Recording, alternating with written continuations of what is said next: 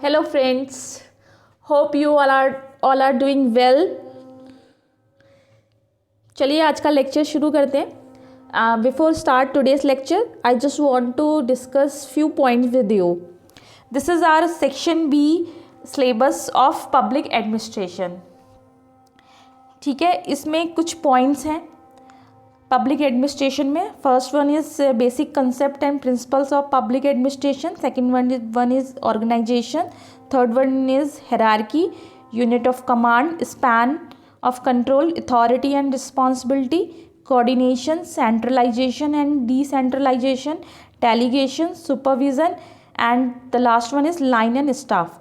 ये सारे ही टॉपिक हमारे पब्लिक एडमिनिस्ट्रेशन के अंदर हैं और सेक्शन बी में ये सारे ही टॉपिक मेंशन्ड हैं. ठीक है, जिसमें से कई लोगों को कन्फ्यूज़न था कि हमारे कितने टॉपिक्स हो गए हैं और कितने रह गए हैं. तो उनके लिए मैं ये मेंशन कर रही हूँ कि फर्स्ट जो हमारा है basic concept and principle of public administration, ये मैंने इसके वीडियोस डाल दिए हैं. इसके lecture number 1 and lecture number 2 upload कर दिया है. ऑर्गेनाइजेशन पे भी एक लेक्चर अपलोड कर दिया है और हायरार्की भी एक लेक्चर नंबर 4 अपलोड कर दिया है. आज हम पढ़ेंगे यूनिटी ऑफ कमांड. ठीक है, और इसी सीक्वेंस में हम सारे लेक्चर्स कवर करेंगे. अब मैं हर टॉपिक पे एक लेक्चर रोज़ डालूंगी. ठीक है, तो ये तो हमारा हुआ पब्लिक एडमिनिस्ट्रेशन. और इसके अलावा सेक्शन ए और सेक्शन बी का फुल सिलेबस कल मैं एक सेपरेट वीडियो में डाल दूंगी, जिसमें हम डिस्कस कर लेंगे कि कितने टॉपिक्स हैं हमारे सेक्शन ए और बी में और कब तक हम ये सारे टॉपिक्स कवर कर लेंगे और कैसे कवर करेंगे. कुछ टॉपिक के हम केवल MCQs करेंगे और कुछ के हम डिटेल पढ़ेंगे. ठीक है, तो आज हम पढ़ेंगे unity of command. So let's start. In unity of command we will learn about the meaning of it, definition of it, arguments in favor of unity command, arguments against unity of command, affecting factors and finally the conclusion. तो हमारा topic है unity of command. Unity of command क्या है? Last lecture में हमने पढ़ा था hierarchy system. Hierarchy system के 3 प्रिंसिपल्स थे. फर्स्ट प्रिंसिपल था principle of through a proper channel. Second principle था प्रिंसिपल ऑफ करस्पॉन्डेंस और हमारा थर्ड प्रिंसिपल था principle of unity of command. तो आज हम जो थर्ड प्रिंसिपल है हायरार्की सिस्टम का वो पढ़ेंगे. ठीक है, that is unity of command और ये हमारा एज इट इज़ सिलेबस में मेंशन्ड है, इसीलिए इम्पॉर्टेंट भी है. ठीक है, तो first of all the meaning of unity of command. Meaning है an employee should receive orders from one superior only. ठीक है, कि हर एम्प्लॉय केवल एक ही सुपीरियर यानी कि अपना एक ही बॉस से ऑर्डर्स लेगा, यानी कि एक जूनियर का एक बॉस होगा. ठीक है, in other words no employee should be subjected to the order of more than one superior. ठीक है, सेम चीज़ कि कोई भी employee more than one superior से के अंडर में काम नहीं करेगा.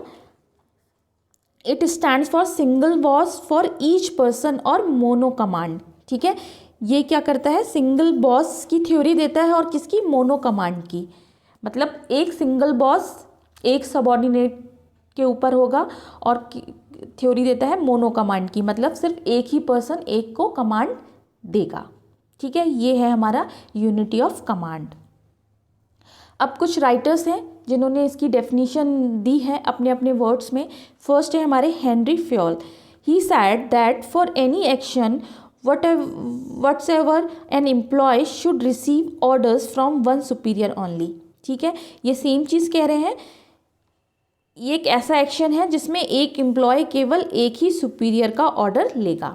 ठीक है, प्रिफनर and प्रीथस said that the concept of unity of command require that every member of an organization should report to one and only one leader.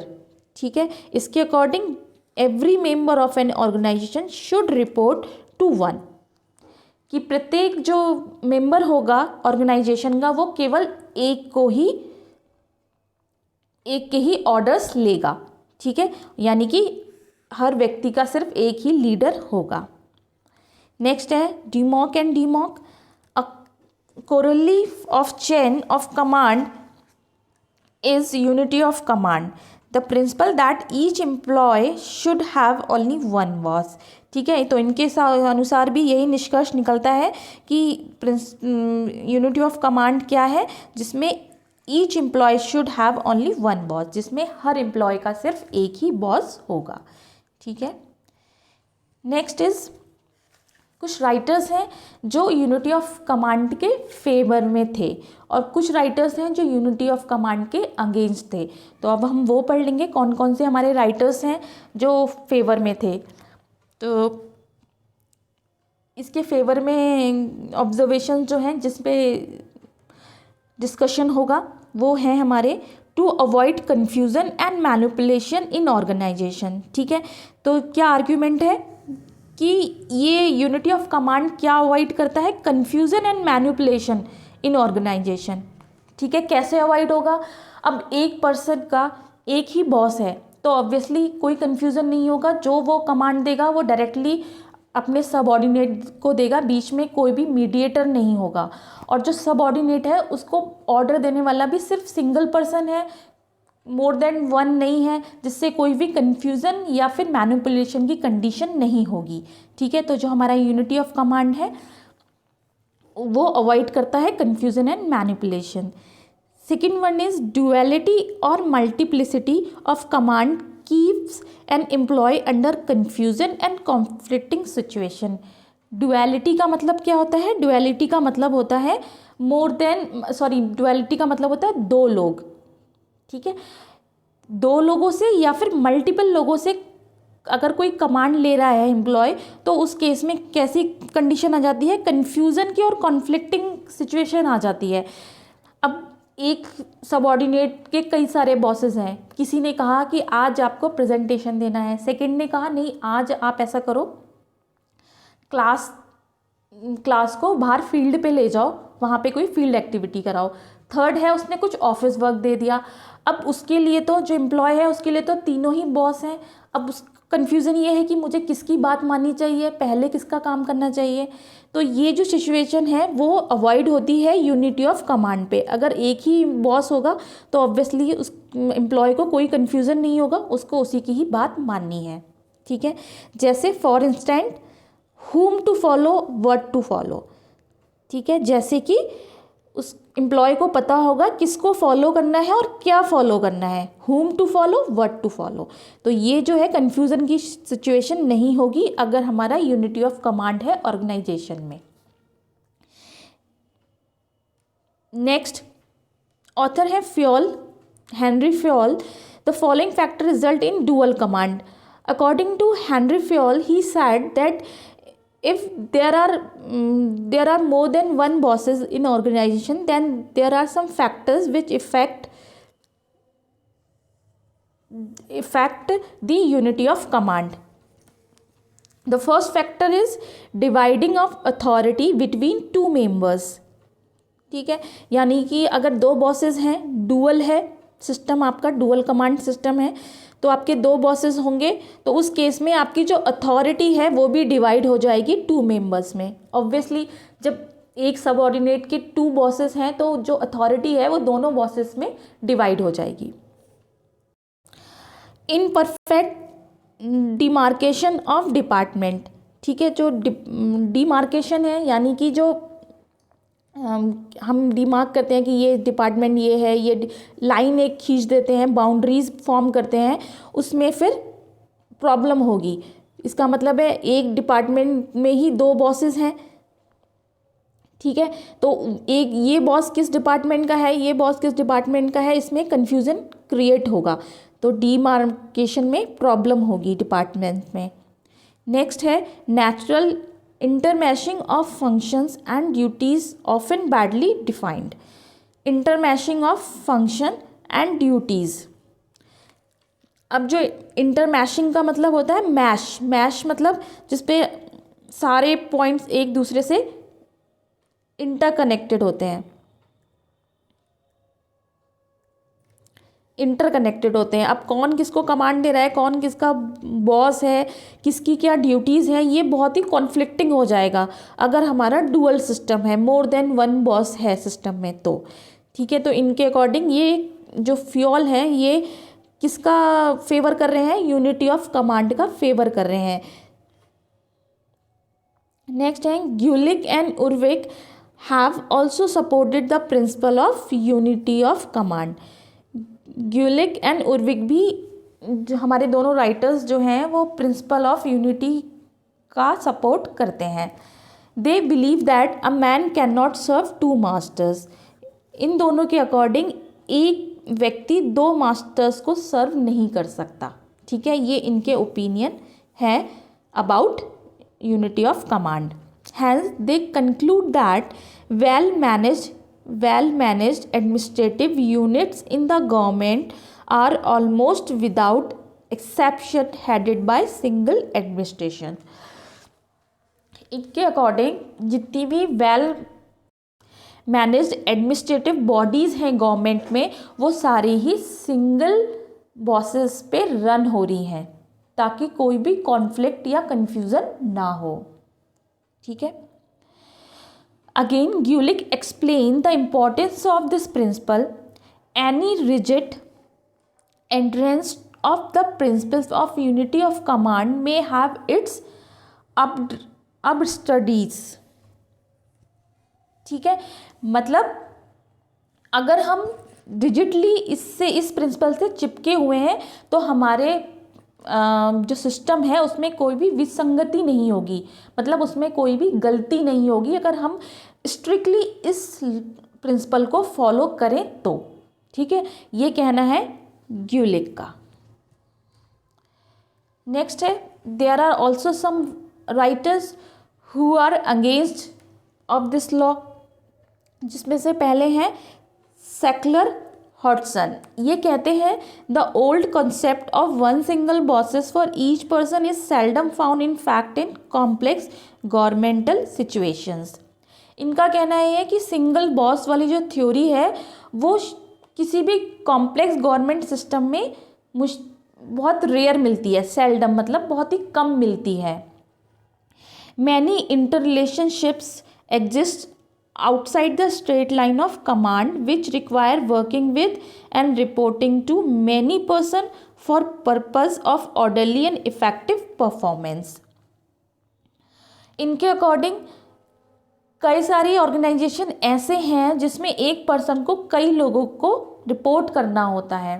ठीक है, जैसे अगर आप में से कई लोग जॉब करते होंगे, ईमेल्स वगैरह लिखते होंगे या फिर आपके पास ईमेल्स आते होंगे किसी ऑर्गेनाइजेशन से, तो उसमें आपने देखा होगा बीसीसी और सीसीसी के कॉलम में भी टैग लिखे होते हैं, मैनेजर, सीईओ या एचआर, उन सबको भी ईमेल्स में टैग करते हैं। क्यों करते हैं? क्योंकि वो भी उनके बॉसेस हैं और उनको भी इन्फॉर्म करना है कि आप क्या काम कर रहे हो, आपने क्या मेल भेजा है अपने कस्टमर को, वो भी इन्फॉर्म करना ज़रूरी है। तो ये कहते हैं कि बहुत सारी ऐसे ऑर्गेनाइजेशन हैं जिसमें आपको जितने भी आपके अपर बॉसेस हैं, आपसे ऊपर जितने भी बॉसेस हैं, उन सबको रिपोर्ट करना ज़रूरी है फॉर इफ़ेक्टिव परफॉर्मेंस। ठीक है, The administration in government has many bosses. Administration in government has many bosses and he can neglect none of them. ठीक है, जैसे कि मैंने बताया जो एडमिनिस्ट्रेशन बॉडी है गवर्नमेंट की उसमें कई सारे बॉसेस होते हैं। ठीक है, सिंगल बॉस बॉडी तो नहीं है एडमिनिस्ट्रेटिव बॉडी, बहुत सारे लोग हैं, बहुत सारे लोग डिसीजन लेते हैं, तो किसी एक को भी नेग्लेक्ट नहीं कर सकते आपको सबको सब इन्फॉर्म करना पड़ेगा। तो उस केस में जो ड्यूअलिटी ऑफ वो यूनिटी ऑफ कमांड है वो फेल हो जाता है। फ्रॉम वन ही में रिसीव द पॉलिसी, जैसे कि किसी एक से पॉलिसी रिसीव हो रही है, पॉलिसी ऑर्डर मिल रहा है, किसी दूसरे से पर्सनल मतलब मैन पावर मिल रही है, किसी थर्ड से बजट पास हो रहा है और किसी फोर्थ से सप्लाई और इक्विपमेंट्स मिल रहे हैं। ठीक है, गवर्नमेंट में ऐसा ही होता है कि आपका सब बजट कोई और हैंडल कर रहा होगा, सप्लाईज और इक्विपमेंट्स किसी और के पास होंगे, मैन पावर के लिए कोई और असाइंड होगा, पॉलिसीज़ के लिए कोई और असाइंड होगा। तो उस केस में किसी एक को रिपोर्ट करना is not the correct way. तो उस केस में आपको जिनके भी अंडर आप काम कर रहे हो उन सबको आपको इन्फॉर्म करना पड़ेगा। नेक्स्ट है JD millet. He also advocates the theory of dual supervision. इन्होंने डुअल सुपरविज़न को प्रमोट किया in place of unity of command. ठीक है, यूनिटी ऑफ कमांड की जगह डुअल सुपरविज़न को सपोर्ट किया। He argues that the concept of unity of command needs to be reconciled with the recognisation that supervision of any activity may be dual, technical and administrative. ठीक है, इन्होंने क्या बोला, unity of command की जगह dual supervision होना चाहिए, मतलब 2 सुपरविज़न होने चाहिए। कौन कौन से 2 होना चाहिए? एक तो टेक्निकल होना चाहिए, एक एडमिनिस्ट्रेटिव होना चाहिए। ठीक है, अगर आप किसी प्रोफेशनल या टेक्निकल कंपनी में काम कर रहे हो, मान लीजिए एग्जांपल के लिए हम ले लेते हैं आईटी फर्म में काम कर रहे हो। अब उसमें जो डेवलपर है वो अगर उसका एक ही मैनेजर है जो कि टेक्निकल बैकग्राउंड से नहीं है, तो उसको कैसे पता चलेगा कि डेवलपर ने जो प्रोग्राम बनाया है वो सही है या गलत है? तो उस केसेस में क्या होने चाहिए? 2 बॉसेस होने चाहिए, एक तो जो टेक्निकल वर्क को हैंडल करे, दूसरा जो एडमिनिस्ट्रेशन यानी कि डिसिप्लिन, कमांड्स एंड अदर चीज़ों पे फोकस करे। तो इनके हिसाब से जो प्रोफेशनल ऑर्गेनाइजेशन है उसमें डुअल सुपरविज़न होना चाहिए। कौन कौन से डुअल होना चाहिए? टेक्निकल और एडमिनिस्ट्रेटिव। ठीक है, he further said that these 2 types of supervision may be exercised by different individuals. The former may be concerned with the professional competence in the performance of a job, while the latter may be chiefly interested in the efficient utilization of man and material resources available for the job. ठीक है, अब ये कहते हैं ये 2 administration जो है अलग अलग डिफरेंट इंडिविजुअल्स के लिए हैं। जैसे एक आपकी प्रोफेशनल जॉब में आपकी क्या ग्रोथ है या क्या परफॉर्मेंस है उसको जज करने के लिए आपका टेक्निकल बॉस होना चाहिए, और एडमिनिस्ट्रेटिव क्या होना चाहिए? जो आपको मैन और मटेरियल रिसोर्सेज के बारे में बताए वो होना चाहिए। जो टेक्निकल के बारे में बताए वो आप प्रोफेशनल के बारे में बताए वो टेक्निकल बॉस होना चाहिए आपका। और दूसरा कौन सा होना चाहिए? Efficient utilisation of man and material, यानी कि एक एडमिनिस्ट्रेटिव बॉस होना चाहिए और एक टेक्निकल होना चाहिए जो आपकी परफॉर्मेंस ऑफ जॉब को करे कंसीडर, और दूसरा जो है वो कंसीडर करे कैसे आप एफिशिएंटली मैन और मटेरियल को यूज़ कर सकते हैं इन योर जॉब। ठीक है, तो जेडी मिलेट ने किसको सपोर्ट किया? डुअल सुपरविज़न को, टेक्निकल एंड एडमिनिस्ट्रेटिव। नेक्स्ट है अकॉर्डिंग टू हेबर्ट साइमन। अब ये क्या कहते हैं? The principle of unity of command conflict with the principle of specialisation. ये कहते हैं जो यूनिटी ऑफ कमांड है वो प्रिंसिपल ऑफ स्पेशलाइजेशन को कॉन्फ्लिक्ट करता है। अब कैसे करता है? One of the most important use of which authority is put in an organization is to bring about specialization in the work of making decisions, so that each decision is made by the point in the organization where it can be made more expertly. ठीक है, अब ये बोलते हैं कि जो unity of command है वो कॉन्फ्लिक्ट करता है प्रिंसिपल ऑफ स्पेशलाइजेशन। अब इसका क्या मतलब है? इसका मतलब ये है आप जो काम कर रहे हैं उसका एक्सपर्ट कौन है ऑर्गेनाइजेशन में। ठीक है, ज़रूरी नहीं है आपका जो बॉस है, जो आपका डायरेक्ट बॉस है, उसको सारी फील्ड की नॉलेज हो या जो काम भी आप कर रहे हो सब में वो एक्सपर्ट हो, ऐसा नहीं है। कुछ सारे ऑर्गेनाइजेशन ऐसे होते हैं जिसमें एक्सपर्ट ओपिनियन की बहुत ज़रूरत पड़ती है।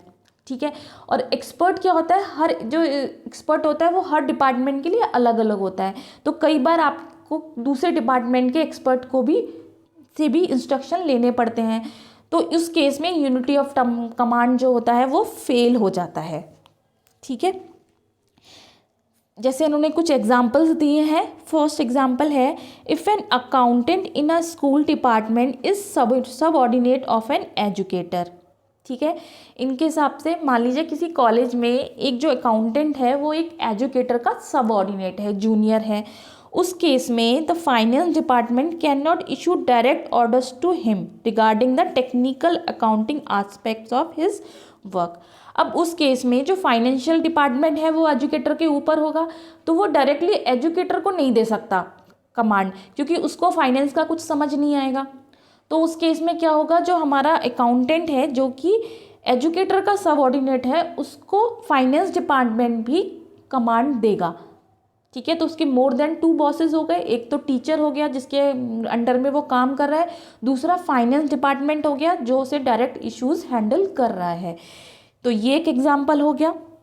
दूसरा है, similarly the director of a motor vehicle in the public work department will be unable to issue direct order on care of motor equipment to the truck driver, fire truck driver.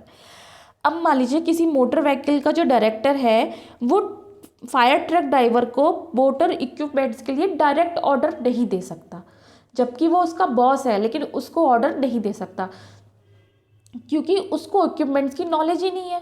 Knowledge किसको होगी, जो mechanic होगा उस department में, उसको knowledge होगी। तो उस केस में जो फायर ट्रक ड्राइवर है उसके 2 बॉसेस हो गए, एक तो डायरेक्टर ऑफ मोटर व्हीकल्स और दूसरा वो मैकेनिक जो उसको इक्विपमेंट्स के बारे में इंफॉर्मेशन देगा। ठीक है, तो इन्होंने जो हर्बर्ट साइमन थे, इन्होंने बात की थी स्पेशलाइजेशन की। स्पेशलिस्ट कौन कौन है डिपार्टमेंट में, वो भी कमांड दे सकते हैं। ठीक है, नेक्स्ट है F.W. Taylor. He also rejected the principle of unity of command. In its place he advocate the concept of functional foremanship under which a worker receives order from 8 supervisors or a functional foreman. This ensures specialization and expert supervision. अब जो F.W. Taylor हैं, इन्होंने भी क्या हुआ, इसको मानने से मना कर दिया यूनिटी ऑफ कमांड से। उनके हिसाब से फंक्शनल फोरमैनशिप होनी चाहिए। इसका मतलब एक अध्यक्ष या सरपंच जैसे होते हैं, जो एक फैसला करने के लिए 5 पंचों को रखा जाता है, वैसे ही एक 8 सुपरवाइजर्स की कमेटी होनी चाहिए जिसमें सारे एक्सपर्ट होने चाहिए और वो कमेटी मिलके एम्प्लॉयज़ को कमांड दे। ठीक है, तो इनके हिसाब से क्या होना चाहिए, फंक्शनल फोरमैनशिप होनी चाहिए 8 सुपरवाइजर्स की, जो कि स्पेशलिस्ट हो और एक्सपर्ट हो अपने अपने फील्ड में, और फिर वो सुपरवाइज करें फर्दर। ठीक है, तो ये हो गया F.W. टेलर का कहना। अब ये मैंने टेबल बनाई है जिससे हम याद रख सकते हैं कि कौन से हमारे जो राइटर्स थे वो फेवर में थे और कौन से हमारे राइटर्स जो थे वो यूनिटी ऑफ कमांड के अगेंस्ट थे। तो हेनरी फ्योल, ग्यूलिक, उर्विक एंड ग्यूलिक। ग्यूलिक ये और ये ग्यूलिक सेम ही है, बस ये उन्होंने दोनों ने मिलके स्टेटमेंट दिया था और ये इन्होंने सिंगल स्टेटमेंट दिया था। तो क्वेश्चन किसी भी तरीके से आ सकता है, ऐसे भी आ सकता है और ऐसे भी आ सकता है, तो उसमें कंफ्यूज मत होइएगा। ठीक है, तो ये तीनों जो हमारे राइटर्स थे ये फेवर में थे और ये चारों जो राइटर्स थे ये अगेंस्ट थे यूनिटी ऑफ कमांड के। ठीक है, तो इस टेबल को अच्छे से याद कर लीजिएगा। नेक्स्ट है factors affecting unity of command. अब हमारे कौन कौन से ऐसे फैक्टर्स हैं जिनकी वजह से यूनिटी ऑफ कमांड अफेक्ट होता है। तो फर्स्ट फैक्टर है adoption of plural headed bodies. ऐसी बॉडीज जिनके हेड सिंगल ना होने की जगह प्लूरल हैं, कई सारे हैं, like boards and commissions. Boards होते हैं ना, कहते हैं बोर्ड का फैसला है, तो उस बोर्ड में क्या होता है, मोर देन 5 मेंबर्स होते हैं। कमीशंस में भी ये होता है, सिंगल बॉस नहीं होता, पूरा एक कमीशन होता है, कुछ लोगों का ग्रुप होता है जो डिसीजंस लेते हैं। उस केस में जो एडमिनिस्ट्रेटिव हेड होता है वो क्या होता है, ब्यूरोज नहीं होता, सिंगल हेडेड इंडिविजुअल नहीं होता, जबकि क्या होता है, ग्रुप बॉडीज़ होती हैं। ठीक है, तो ऐसे जब केसेस होते हैं तो वो कॉन्फ्लिक्ट करते हैं यूनिटी ऑफ कमांड से। उस केस में जब आपके बॉस ही नंबर मोर देन 1 है तो ऑब्वियसली आपको कमांड जो है वो मोर देन 1 बॉसेस से लेना पड़ेगा। तो ये इस केस में आपका यूनिटी ऑफ कमांड अफेक्ट होता है। और दूसरा केस क्या है, increasing number and growing influence and power of staff and auxiliary agencies which are manned by specialist. अब जो सेकेंड टाइप है जो अफेक्ट करता है यूनिटी ऑफ कमांड, वो है ऐसा स्टाफ या ऑक्सिलरी एजेंसी जिसमें जो है स्पेशलिस्ट पैनल होते हैं, जहाँ पे स्पेशलिस्ट होते हैं। जैसे हमने लास्ट जो FW टेलर ने बोला था वह उस केस की बात करें तो उस केस में जिसमें स्पेशलिस्ट होते हैं, एक्सपर्ट्स होते हैं कंपनीज में, उस केस में भी यूनिटी ऑफ कमांड आपका सफ़र करता है, वो भी उसको अफेक्ट करता है, क्योंकि उस टाइम पे आपको जो भी आप काम कर रहे हो उससे रिलेटेड एक्सपर्ट से आपको ऑर्डर लेना पड़ता है। ठीक है, तो ये 2 फैक्टर्स हो गए जिसकी वजह से यूनिटी ऑफ कमांड जो होता है वो अफेक्ट होता है। Next conclusion. अब कंक्लूजन क्या है, the units of an organisation should be integrated और brought under the authority of one head like president, a cabinet, a minister, a secretary, a chairman or some other body or officer। ठीक है, तो conclusion ये है कि जो unity of command है उसको आप 2 टाइप की ऑर्गेनाइजेशन में डिवाइड कर सकते हैं। एक ऑर्गेनाइजेशन जो क्या है, यूनिट ऑफ ऑर्गेनाइजेशंस, जिसमें यूनिट्स ऑफ एन ऑर्गेनाइजेशन जिसमें बहुत सारी चीज़ें सिर्फ एक में ही इंटीग्रेटेड हैं या एक साथ लाई गई हैं। ऐसा ग्रुप ऑफ ऑर्गेनाइजेशन जिसका हेड जो है वो सिंगल पर्सन है, लाइक प्रेसिडेंट, ठीक है, जो कि पूरा कॉन्स्टिट्यूशन का हेड माना जाता है। अ कैबिनेट मिनिस्टर, अ कैबिनेट जो क्या है, जो कैबिनेट मिनिस्टर्स का ग्रुप है उनका जो हेड होता है। अ मिनिस्टर जिसके अंडर सारे मिनिस्टर्स कह सकते हैं, चीफ मिनिस्टर जिसे आप बोल सकते हो। अ सेक्रेटरी जिसके अंदर पूरा पैनल होता है। अ चेयरमैन जिसके अंदर पूरी ऑर्गेनाइजेशन बॉडी होती है। तो ऐसा पर्सन जिसके अंदर पूरा ग्रुप ऑफ ऑर्गेनाइजेशंस हैं, इंटीग्रेटेड हैं, एक तो उस टाइप का आपका ऑर्गेनाइजेशन हो गया जिसमें हम यूनिटी ऑफ कमांड देते हैं। और इसके एग्जांपल्स कौन कौन से हैं, कॉन्स्टिट्यूशनल बॉडी इन इंडिया, जैसे कि हमारी इंडिया में जो कॉन्स्टिट्यूशन है उसका जो हेड माना जाता है वो प्रेसिडेंट को माना जाता है। और अपने यहाँ प्राइम मिनिस्टर को फॉलो किया जाता है। बाकी जो यूरोपियन कंट्रीज है या अमेरिका है वहाँ पे प्रेसिडेंट को हेड माना जाता है। और पब्लिक कॉर्पोरेशन, जो भी हमारे पब्लिक कॉर्पोरेशन है उसमें भी एक चेयरपर्सन होता है, सिंगल हेड। और the independent regulatory commission in USA, जैसे कि USA में जो इंडिपेंडेंट रेगुलेटरी होती है। ठीक है, तो ये जो फर्स्ट यूनिटी ऑफ कमांड कहाँ पे होता है, जहाँ पे ग्रुप ऑफ ऑर्गेनाइजेशंस होते हैं और उन ग्रुप्स का सिर्फ एक ही हेड होता है, तो वहाँ पे यूनिटी ऑफ कमांड लगा सकते हैं। और दूसरा कौन सा, सिंगल ऑर्गेनाइजेशन में जो सिंगल चेयरपर्सन होता है, जो सिंगल अथॉरिटी होती है, वहाँ पे भी आप यूनिटी ऑफ कमांड ले सकते हैं।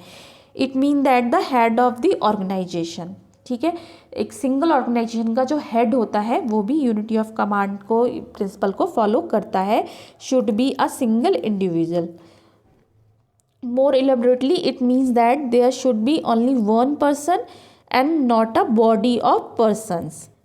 ठीक है, तो उस केस में क्या होता है, एक सिंगल पर्सन होता है, बॉडी ऑफ पर्सन्स नहीं है, जैसे कि कैबिनेट है या बोर्ड्स हैं या कॉर्पोरेशंस हैं, उसमें मल्टीपल बॉडीज़ होती हैं, वो नहीं है। ठीक है, तो इसके एग्जांपल्स कौन कौन से हैं, election commission, union public service commission, university grants commission यानी कि UGC, the railway boards etcetera. तो ये इसके कुछ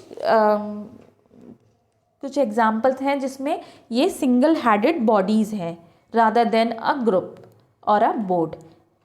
ठीक है, तो ये हो गया हमारा unity of command. Next lecture में हम इसके कुछ MCQs करेंगे और नेक्स्ट टॉपिक पढ़ेंगे। ठीक है, किसी को कोई भी कन्फ्यूज़न हो आप कमेंट बॉक्स में लिख सकते हैं। इसका PDF मैं टेलीग्राम पे लिंक डाल दूँगी, आप वहाँ से डाउनलोड कर लीजिएगा। ठीक है, तैयारी करते रहिए, अच्छे से पढ़ाई करते रहिए। All the best, bye bye, take care.